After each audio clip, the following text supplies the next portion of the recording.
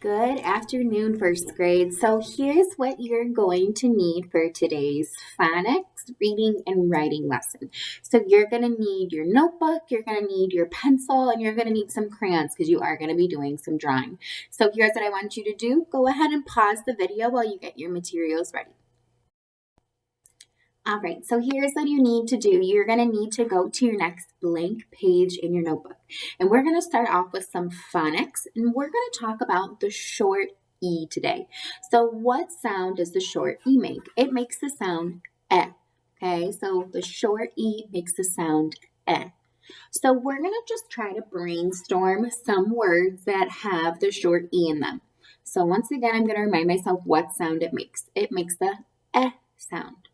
So what are some words that I know that have that sound in them? I want you to go ahead and pause your video, and I want you to try to think of at least 2 words that have the short E sound. When you're ready, go ahead and unpause the video. All right, so some of the words that I came up with are tent and rent. So if I'm looking at the word tent, so here's my E, I need to make sure that that makes the sound and not the long E sound, which says its name. So it'd be E. Okay, so I need to go tent. So I know that this makes a short E sound. What about the word rent? I have rent. Okay, so now here's what I need you to do. I need you to go ahead, and if you need a new page in your notebook, that's fine, but I'm going to go ahead and set up my board how I want you to set up your notebook paper. All right, so obviously Miss Parise is using a whiteboard, but you have a notebook. So here's what I want you to do. You're going to draw a box. Make sure it's big enough that you can draw, okay? So you're going to be drawing some pictures. And then you're going to skip about 3 lines so you can write your word. And then you're going to draw another box and then leave 3 lines blank. So here's what we're going to do. I'm going to say a word. Okay, I'm going to say a word, and here's going to be number 1. So you're going to write your first word here, and then I'm going to say my second word, and you're going to write it here. We'll see if ours match. So here's your first word. Remember, you're going to write it on these 3 lines, okay? So your first word is net, okay? Net. For example, I caught butterflies in a net. So I want you to go ahead and pause the video, and I want you to try to write the word net. When you have it written down, go ahead and unpause the video and let's see if ours match. All right, so I went ahead and I wrote the word net. So if I'm saying net, I hear there's that short E sound, net. Okay, we're going to leave this box blank for now, and we're going to go to the second word. So your second word is 10. I have 10 pieces of candy. So go ahead and pause the video, and I want you to try to spell the word 10. And when you're done, go ahead and play the video, and let's see if ours match. All right, so I have the word 10, T-E-N, 10. So great job if you got net and 10 spelled correctly. So now you have these boxes. So here's what I want you to do. Pause the video, take a short break, and I want you to draw a picture that matches the word net, and then you're going to draw a picture in the second box that matches the word 10. So go ahead and use your pencil, go ahead and use your crayons, and you're just going to write or draw a picture of the word 10, whatever that looks like to you, and then draw a picture of the word net in the box. So when you have your pictures all done, go ahead and play the video, and we'll move on to our next part. All right, so we're going to go ahead and move on to writing. So if you are all done with your pictures, this is a great time to move on. If you're not done with your pictures, you can go back and finish them later. So if you remember, the last thing that we did with writing is you should have already picked your topic that you were going to write your narrative writing on. So for me, mine was the first day of first grade. And so I know some of you picked trips to Arizona, your first day of school. So you're still writing about the same topic, okay? So now would be a good time, and I want you to flip back to your notebook paper or whatever page you wrote about your first sentence. So remember, I wrote first, I said hello to all the kids. So I want you to go and flip back to the piece of paper that you had your first sentence on. So go ahead and do that now. Pause the video and go ahead and play when you're ready to go. All right, so now before you start writing, you're going to take some think time. So what happened next? So in order for this to make sense, you're going to have to reread your first sentence a couple times. So for me, remember I have first I said hello to all the kids. So now I need to think on the first day of first grade, because that's my topic, what happened next? So I'm going to go ahead and pause my video, and I want you to pause your video, and I want you to think about what happened next for your topic, not mine, but yours. All right, so I took my think time, and I remembered, okay, so after I said hello to everybody, what did we do?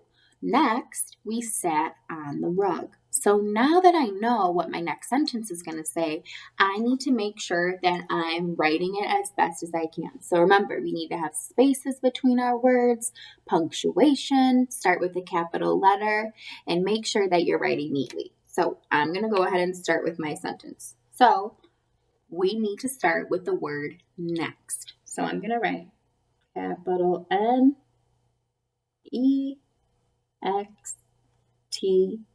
comma. And the reason why I put a comma is because if you listen to Miss Paris in the first sentence, first, did you hear how I paused? So remember, a comma is either when you're making a list, when you have an introduction like first. So my next one, I have next, comma. So you hear me pause a little bit. So what did I say we did next? Next, we sat on the rug. So I'm going to go ahead and sound out the next words that I have. You want to make sure that they make sense. So next, we, wa, e. I don't think I'm going to have enough room here, but I can try. Sat, at, on the rug. So I'm going to go ahead and pause my video, and I'm going to try to write the rest of my sentence. So I went ahead and finished my sentence. So now I have next, we sat on the rug. Now make sure just because you're done, you need to go back and check. So do I have punctuation at the end? Yes. Is there a space in between my words? Does the spelling of my words make sense? And is it written neatly? So if you're looking at my board, now I have two sentences. And I know that because I have two periods and I have two sentences that begin with capital letters. So what you're going to do now is you're going to rewrite your first sentence, and then you're going to add your second sentence, okay? So on a piece of paper, you're going to have at least two sentences. I really liked that I saw a lot of people who put more than one sentence. They added lots of details, but at a minimum, you need two sentences. So if you notice, I put my first one, and then right after I have my second sentence next. So now what you need to do is pause the video, and you're going to write your next sentence for your personal narrative. So go ahead and pause the video and do that now. All right, so now on your notebook, you should have your two or more sentences written.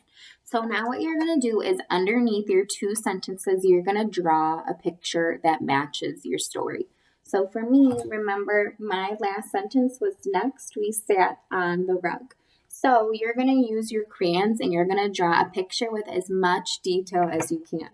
So for me, I drew a picture with our rug and I added lots of details. So remember, our rug has the letters on the outside and we have the squares on the inside. I even added the chair and our whiteboard. So your picture, remember, should match your story.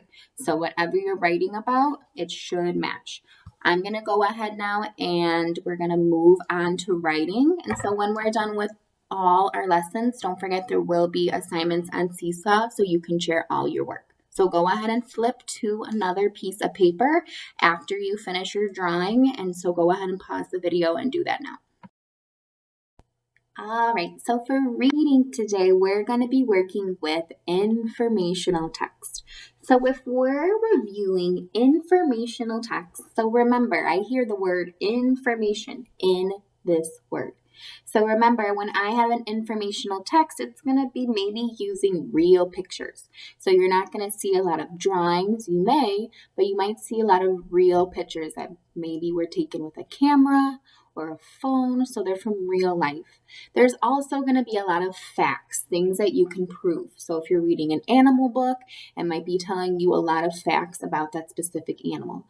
And remember, it's not a made-up story, so it's real things that you can prove.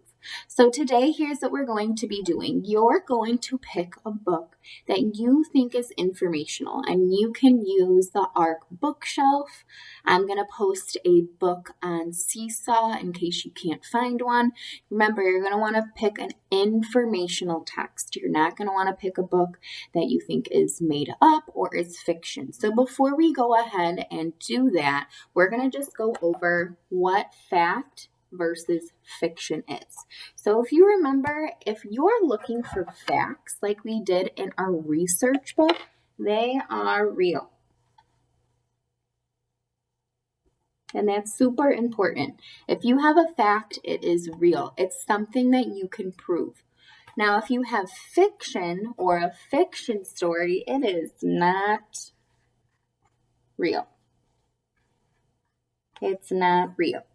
So today for informational text, we're going to be finding a fact, and you're going to be telling me something that you learned.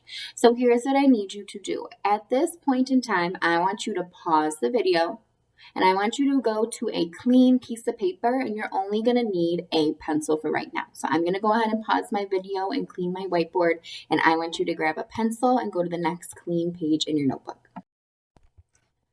All right, so what I did is I went on ARC bookshelf and I tried to find two books. So one of them is not an informational text and one of them is. So what I've done is I've written down the titles of the books, and I want to see if we can decide together which one would be a good one to read for an informational text.